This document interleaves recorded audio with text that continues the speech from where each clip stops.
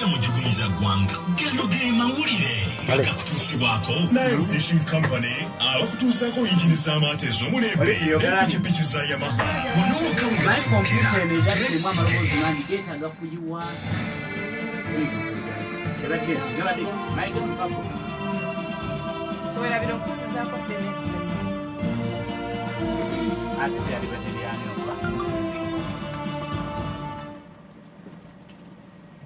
Monsi by'omutendo bannaffe CBS FM emanduso nze Olivia Kwagala.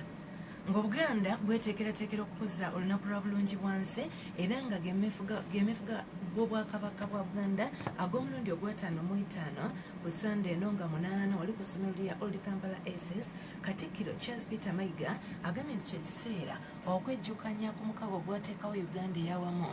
Katikkiro okwogera bino abadde ku katale k'e Nakawa mu kutongoza sabbiiti eya bulungibwansi n'agamba nti okuwuliziganya kye kimu ku bintu ebijja okuyamba omukabo ogwateekawo Uganda eyawamu. Uganda yali ggwanga eryetengeredde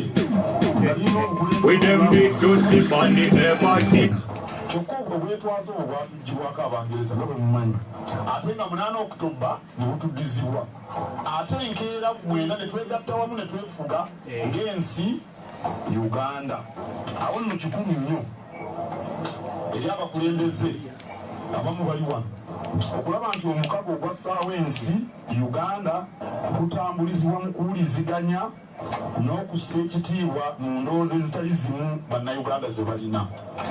Uganda erina kampuni yonna okutambula obulungi bannannyini migabo batuula ne bakkaanya ku ngeri kampuni eyo gy'eneetambuzibwamu era bannannyini migabo balina okukkaanya mu bwesimbu n'amazima ku ngeri kampuni eyo gy'etambulamu ne Uganda bwe kyetaaga ebisimbyeko bulungi bwansi.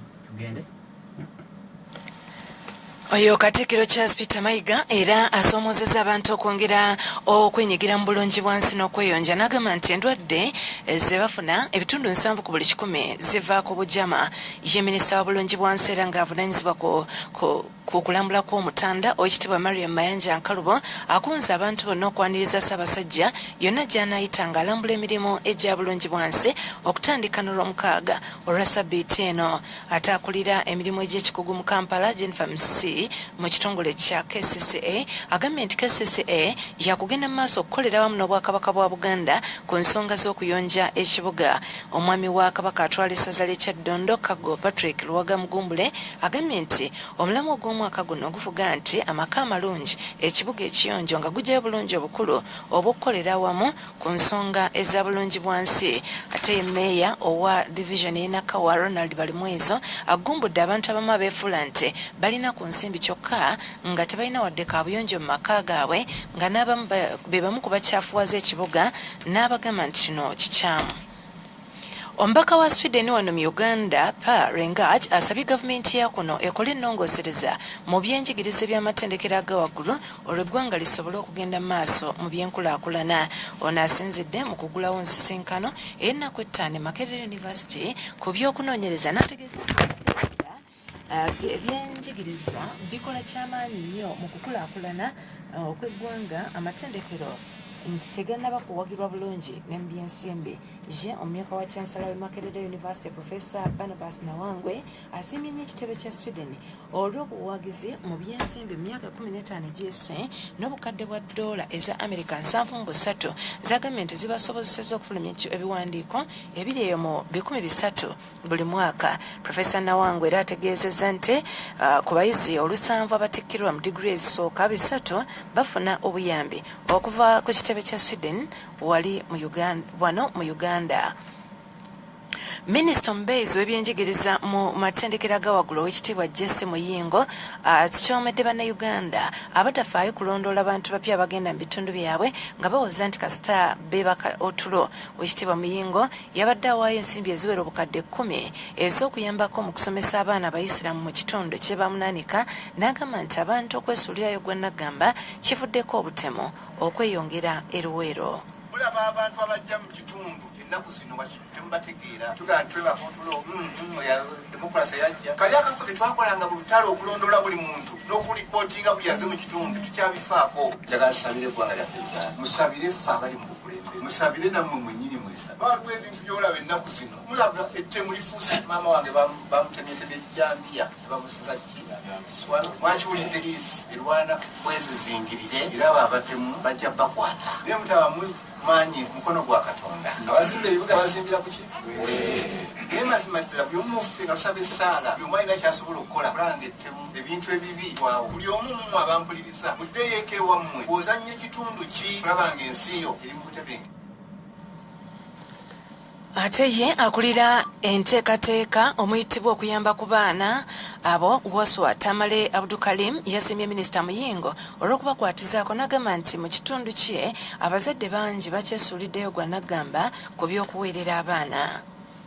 Abamu ku bakansala abakiika mu lukiiko lwa Makinde Division okuli Michael Jingo akiikirira abavubuka, Kulumba Joseph akiikirira omuluka gw'Eruwafu Salama ne Namukasa Jen akiikirira ekitundu ekyansambya Central bakutwala ekiwandiiko ku woofiisi ya Speaker Parliament olunaku olw'enkya ekirimu okwemulugunya kwabwe ku nsonga ez'enjawulo ezeekuusa ku by'okukwata omubaka waabwe Alan Sewanyana. Kiddiridde poliisi y'e Katwe okuzingako woofiisi z'omubaka ezisangibwa ku Mubalaka e Makindye awabadde olukuŋŋaana abamu ku bakansala okuva mu Makindye lwe baatuuzizza okulaga obutali bumativu ku ngeri abakuumaddembe gye bakwatamu abantu ba bulijjo n'ababaka ba palamenti n'engeri gye bakwatamu abantu ba bulijjo ensangi zino.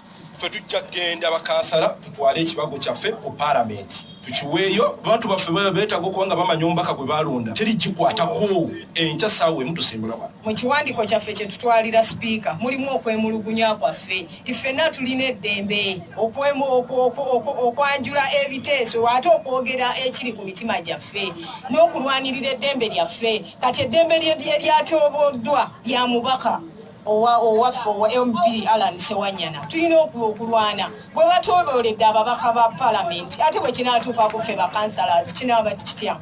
Enkya tuteeseteese okusimbula wano tugende tutwalire sipiika Kadaga ekiwandiiko kyaffe tumulage nti Bannamakinde West twetaaga omubaka mu palamenti asobola okututuusizaayo ebirowoozo byaffe. So bw'aba yakwatiddwa tugenda kukyetwalirayo enkyaffe kennyini ebyo ebirimu bya Bannamakinde West kubanga omubaka ffe tetumanyi na gyali bukyanga bamukwate tetuddangamu nakumulaba.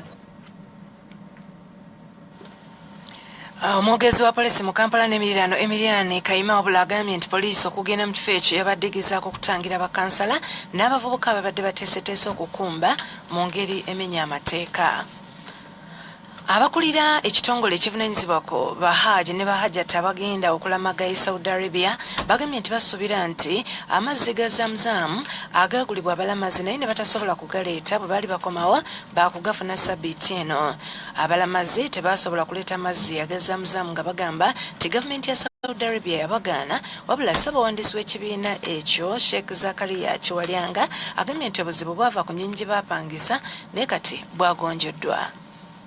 System y'ennyonyi bwe tugipangisa emigugu tebagipimira ku kisaawe bagipimira ku woteeri etuba tusula. Kakati twatuuka nga Zamzam tumuguze ku kisaawe ng'atoledde emigugu twamaze dde gikola ki okugipima ku woteeri. N'ennyonyi terina kawunta otupimira migugu mipya obuwiiki nti ne Zamzam mpaati ku migugu egyo emipya. N'emigugu emirala emitonotono gye twali tutambudde nagyo era nagyo tetwasobola kugipimako olwo olunaku kubanga ennyonyi teyalina kawunta kwepimira. Ekireetamu okubeera nti Zamzam tetwasobola kutambula naye. Ng'era twayogedde n'abeeralayini nga bakyagezaako okufuna shedu bagenda okuleetera Zamzam naye ng'agenda kujja. Omuze gw'obwakkondo gusitudde buto mu bitundu eby'enjawulo mu disitulikiti y'e Mubende era kati abatuuze n'ab'ebyokwerinda bali ku bunkenke. Kiddiridde abatanategeerekeka okumala ennaku bbiri kati nga bamenya amaduuka n'amayumba g'abantu mu bitundu omuli Kibaati, Nkanaga, Namagogo, Kasenyi, Caltex, Kifuufu ne Main Street ebisangibwa mu munisipaali y'e Mubende. Aduumira poliisi e Mubende DPC Ruhanga Patrick agambye nti okunoonyereza kwe bakola kulaga nti abaana ensaalwa y'omu kitundu bebenyigira mu bumenyi bw'amateeka obwo. Ensonga eya ababbi kati ng'ekintu ky'okumenya amayumba tulina okukkiriza nti tulinamu abaana baffe betwezaalira ddala abataagala kukola naye nga baagala bya bwereere abo babaamu naye tulwana nnyo ng'ab'ebyokwerinda kulaba nti embeera eyo tugiziiza. Ate nsaba bannaffe Bannamubende kwatire wamu enzigala ennungi eyo solution esinga obukulu.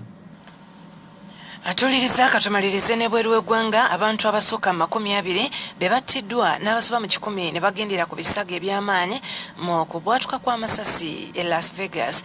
Omusajja atanategerekekako kimunaawudde asasidde amasasi mu bantu ababadde mu kivulo kyategekeddwa mu kyererezi ye abadde ku woteeri erinaanyeewo ku mwaliriro gwa 32.